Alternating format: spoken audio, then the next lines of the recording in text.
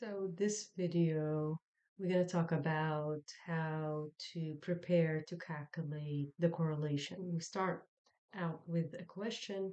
What is the correlation between the year and sales revenue over the period from 2004 to 2018?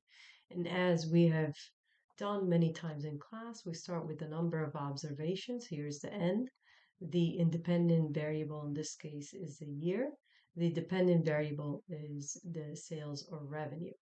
And as we have done in class, we want to prepare the table based on the equation. So we start out here, xi minus x bar, or the average, and yi minus y bar, which is the average.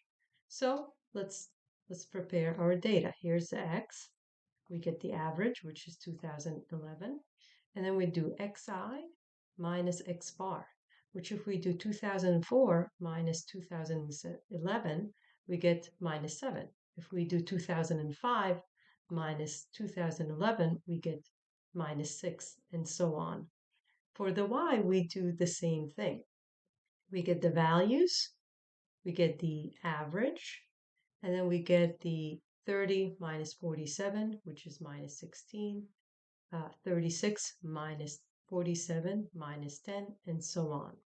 Then according to here, when we look at the equation, we also need to square the xi minus x bar and the yi minus y bar. So we add another column where we square them. So the 7 becomes 49, and then the minus 16 becomes 272.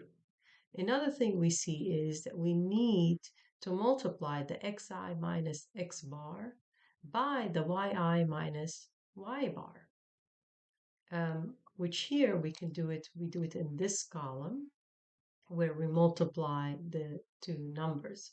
We multiply x minus x bar by the y minus y bar.